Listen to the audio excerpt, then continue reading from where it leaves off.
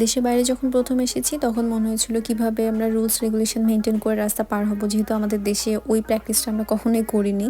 হাত ধরে রাস্তা পার হতাম, কে কার আগে যাবে গাড়ি থামিয়ে, ঠিক এভাবেই হতো। বাট এখানে এই জিনিসটা নেই। তারপর চিন্তা করতাম কিভাবে বাসে ট্রেনে ট্রাভেল করব, কারণ এখানে তো রিক্সা মামাও নেই, সিএনজিওয়ালাও নেই। তো যার জন্য আজকে ভাবলাম আপনাদের সাথে শেয়ার করি আমি কিভাবে বাসে ট্রামে ট্রাভেল করি। বেসিক্যালি বাসে ট্রাভেল করার সময় আমাদের কিছু কার্ড ইউজ করতে হয়, যেটা ব্যাঙ্ক অ্যাকাউন্ট কার্ডও হতে পারে বা pay as you go Oyster কার্ডও হতে পারে। এখানে যেহেতু ক্যাশলেস পেমেন্ট, সেক্ষেত্রে আমার ওয়েস্টার কার্ড এখান থেকে আসার পর কিনতে হয়েছে। এটার অ্যামাউন্ট মিনিমাম 5 পাউন্ড বা 7 পাউন্ড সামথিং, আমার আসলে ঠিক মনে নেই। এরপর আপনি যখন ট্রাভেল করবেন সেই অনুযায়ী রিচার্জ করবেন।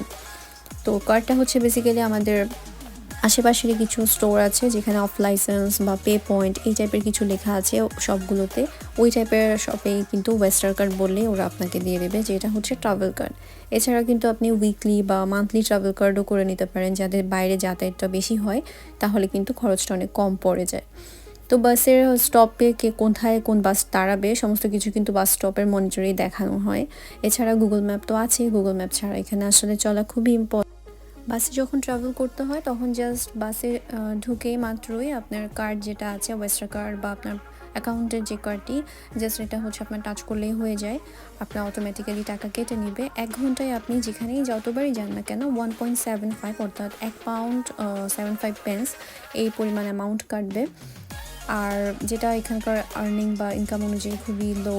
এছাড়া কিন্তু মনিটরে দেওয়াই থাকে কোন স্টপে কখন থামছে। আপনি জাস্ট আপনার সামনে থাকা স্টপ বাটন আছে, জাস্ট ক্লিক করবেন, তাহলে আপনার পরবর্তী স্টপে আপনার বাসটা দাঁড় করানো হবে। এই ব্যাপার। এখানে কিন্তু ক্যাপাসিটির বেশি মানুষও নেওয়া হয় না, যেটা আমাদের দেশে করা হয় সচরাচর। তো এখানে কিছু প্রায়োরিটি সিটও রয়েছে, যেখানে ওল্ড পার্সন, ডিজেবল বা প্রেগনেন্ট যারা আছেন ওনারা কিন্তু এখানে বসতে পারবে।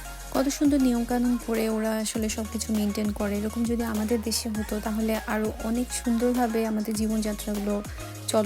আর এই জন্যই হয়তো সবাই দিন শেষে বিদেশে আসার জন্যই পাগল। বিদেশি লাইফ অনেক কষ্টের, কিন্তু নিয়ম শৃঙ্খলায় যেহেতু আবদ্ধ, সেজন্যই সবাই আসলে বিদেশ লাইফটাকে অনেক বেশি প্রেফার করে। যতই নিয়ম শৃঙ্খলায় থাকি না কেন, দেশের প্রতি মন ভালোবাসা সবকিছু অবশ্যই পড়ে থাকে। আমার দেশ সুস্থ হয়ে উঠুক, ভালো থাকুক, সবাই সুস্থভাবে জীবনযাত্রায় আবার ফিরে আসুক, সে কামনা করি।